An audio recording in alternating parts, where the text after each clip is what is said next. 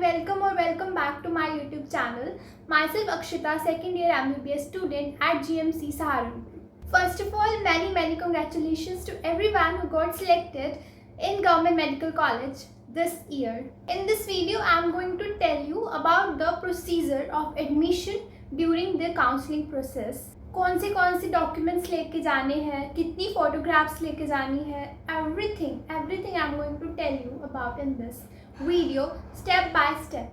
तो सबसे पहले आपको जब आपका काउंसलिंग का रिजल्ट आता है फर्स्ट राउंड का, you will get a allotment letter मिलेगा आपको और उस पर आपको अलॉटेड कॉलेज का नाम लिखा रहेगा और उसी में आपको लिखा रहेगा आपको नोडल सेंटर का नाम.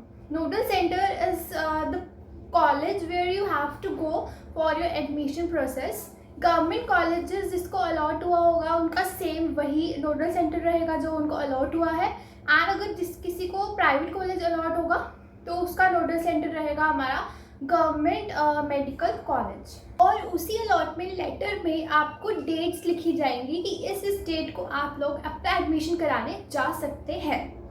तो सबसे पहले आपको क्या करना है, जितने भी डॉक्यूमेंट्स आपको मैंने आप स्क्रीन पे शो किए हैं, इन सारे के सारे डॉक्यूमेंट्स का आप एक बार स्क्रीनशॉट ले लीजिए. एंड आपको ये सारे के सारे डॉक्यूमेंट्स को प्रिपेयर करके रखना होगा एक रात पहले जाने से. एंड साथ के साथ इन सभी डॉक्यूमेंट्स की आपको 5 फोटोकॉपीज़ प्रिपेयर करके रखनी पड़ेंगी.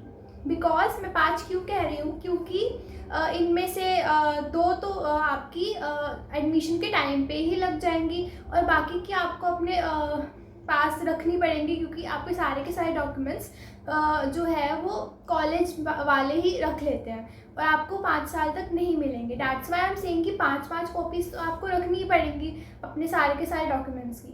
तो ये काम आपको बहुत ज़्यादा इम्पॉर्टेंट रहेगा. और जिन भी बच्चों ने अपनी 10th और 12th किसी और स्टेट से की है but they belong to UP state, then they will need a domicile of UP. उनके लिए डोमिसाइल डॉक्यूमेंट होना बहुत ज़रूरी है. बाकी जो हमारे कास्ट सर्टिफिकेट्स होंगे वो आपके पास होने बहुत ज़रूरी है. उसके बाद स्कूल से मिला हुआ माइग्रेशन सर्टिफिकेट, टीसी, ये सारे के सारे बहुत ज़्यादा इम्पॉर्टेंट रहेंगे आपके. एंड ऑफ कोर्स आपका अलॉटमेंट लेटर तो बहुत ज़्यादा इम्पॉर्टेंट. उसके बाद आपको नेक्स्ट डे जाना होगा अपने नोडल सेंटर पे अपने डॉक्यूमेंट्स के साथ. सो आई विल एडवाइस यू कि आप लोग बहुत जल्दी सुबह ही जाएं ताकि आपका काम जल्द से जल्द हो, ज़्यादा देर ना करें. एंड बैंक का अगर कोई भी काम होगा तो आपको लाइक वो भी दिन में हो जाना चाहिए. बैंक का कोई काम होगा तो राइट. तो आप जितना कोशिश करें जल्दी ही निकलें, जल्दी काम ख़त्म होगा. नाउ जब आप कॉलेज में आ जाते हैं तो आपको जाना होगा एडमिन ब्लॉक में, जहाँ पे आपका काउंसलिंग वगैरह का पूरा प्रोसीजर होने वाला है.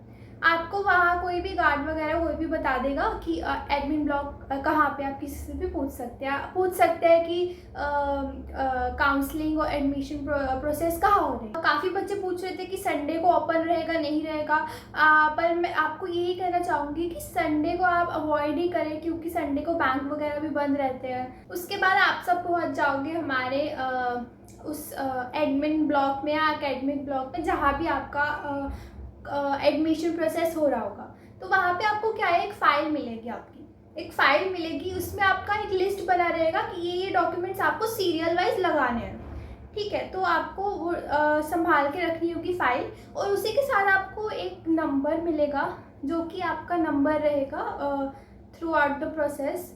एक अलग सा नंबर मिलेगा हर एक बच्चे को, तो आपको वो नंबर भी संभाल के रखना है. वो टोकन जो मिलेगा उसको संभाल के रखना है. जो आपको फाइल मिलेगी उसमें एडमिशन का फॉर्म मिलेगा, वो फिल करना है. उसके बाद आपका बॉन्ड, जो 2 साल का बॉन्ड होता है, वो सभी बच्चों के लिए होगा. आपका ऑल इंडिया से आएंगे उनके लिए भी बॉन्ड रहेगा यूपी में, और जो स्टेट वाले हैं उनके लिए भी बॉन्ड रहेगा, 2 साल का बॉन्ड, राइट. तो आपको बॉन्ड वाला फिल करना होगा, सारे के सारे डॉक्यूमेंट्स लगाने होंगे सीरियल वाइज. ये सारा आपका काम हो जाना चाहिए जल्द से जल्द. उसके बाद आपको एफिडेविट मिलेगा फॉर एंटी रैगिंग. वो आपको वहीं से ही वो प्रोवाइड कर देंगे. उसके आपको कोई टेंशन लेने की ज़रूरत नहीं है. उसके बाद बच्चे पूछ रहे हैं अबाउट फ़ोटोग्राफ्स कितनी लेके जानी है. तो मैं तो यही कहूँगी जितनी ज़्यादा हो सके उतनी ले जाओ, क्योंकि फ़ोटोग्राफ्स का तो काम पड़ता ही है. उसके बाद आपका आता है step number 2। Step number 2 is आपका मेडिकल चेकअप। मेडिकल चेकअप में क्या होगा, आपका चेस्ट एक्सरे हो जाएगा, आपका आई टेस्ट हो जाएगा एंड बेसिक से कलर ब्लाइंडनेस टेस्ट और ये सब हो जाएगा। इसमें आपका ज़्यादा टाइम नहीं लगेगा, इसीलिए मैं आपको कह रही हूँ कि आप लोग सुबह जल्दी ही आना ताकि आपका ये काम जल्द से जल्द ख़त्म हो जाए मेडिकल वाला, ठीक है। उसके लिए आपको जाना होगा ओपीडी में, ठीक है। वो आपको बता देंगे कि आपको कहाँ जाना है और ओपीडी में भी आपको सब पता चलता जाएगा अपने। आपका नेक्स्ट स्टेप रहेगा फ़ीस डिपॉजिट करने का। तो अगर तो आपको डीडी बनवाना होगा फ़ीस के लिए तो आपको बैंक में जाके बनाना होगा। और यहाँ जीएमसी सहारनपुर में बैंक बहुत ही पास में है, तो आप लोग बैंक कैंपस के अंदर ही है बैंक, तो आप लोग बैंक जाकर डीडी बनवा लेना। इसमें कोई टेंशन वाली बात नहीं है, वो आपका काम वहाँ के वहाँ ही हो जाएगा। अगर तो डीडी बनवाने की ज़रूरत पड़ती है वो आपको वहीं पे सब बता देंगे। एंड अगर डीडी नहीं बनवाना है तो आपका ऑनलाइन ही हो जाएगा। फीस का आता है last and the most important step. आपको जाना होगा हमारा एडमिन ब्लॉक में, वहाँ आपकी अथॉरिटीज़ रहेंगी, आपके डॉक्यूमेंट्स को चेक करेंगी। आप जो फाइल मिली थी ना आपको स्टार्टिंग में, उस फाइल में सारे डॉक्यूमेंट्स आपने लगाए हैं कि नहीं, वो सारे डॉक्यूमेंट्स वहाँ पे चेक होंगे एंड सारा का सारा जो भी सिग्नेचर वर्क होगा और वहीं पे आपके सारे डॉक्यूमेंट्स वो ले लेंगे आपसे, वहीं पे सबमिट हो जाएंगे and you will be admitted to that government medical college और दैट पर्टिकुलर कॉलेज जो आपको अलॉट हुआ है।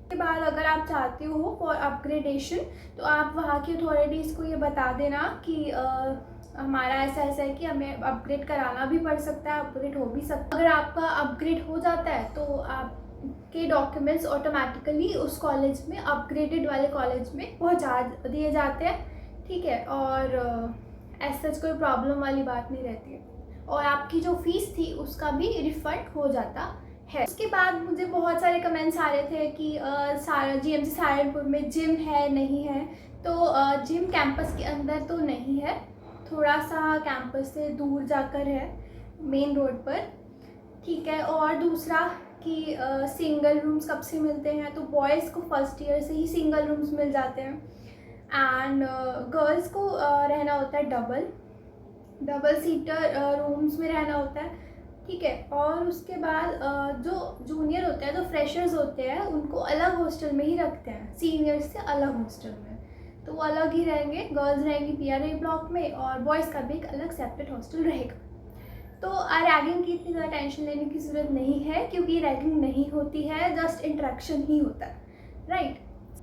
सो that's all for today's video. I hope कि आपके सारे के सारे डाउट्स जो भी थे मन में वो एकदम क्लियर हो गए होंगे। अभी भी कोई भी क्वेश्चन हो तो आप कमेंट्स में ज़रूर लिख देना and I will try to answer them, ठीक है। और ज़्यादा टेंशन लेने की अब ज़रूरत नहीं है, आप फुल एंजॉय करो, ठीक है। आपका एडमिशन हो जाएगा आराम से, आपकी सीट पक्की हो चुकी है एंड एन्जॉय नाउ। जो दूर वाले लोग हैं वो प्लीज़ थोड़ा जल्दी ही आने का ट्राई करें क्योंकि एक बार अगर डेट निकल गई एडमिशन की तो वो निकल ही जाएगी, उसके बाद आपका एडमिशन नहीं, आपकी सीट रद्द हो जाएगी पूरी की पूरी। तो ट्राई करें कि एक रात पहले ही आ जाए दूर वाले लोग, पास वाले लोग भी सुबह जल्दी ही आ जाए। So best of luck to everyone. That's all for today's video and if you have any doubt left in your mind then please comment down and thank you so much. Take care, bye bye and good luck.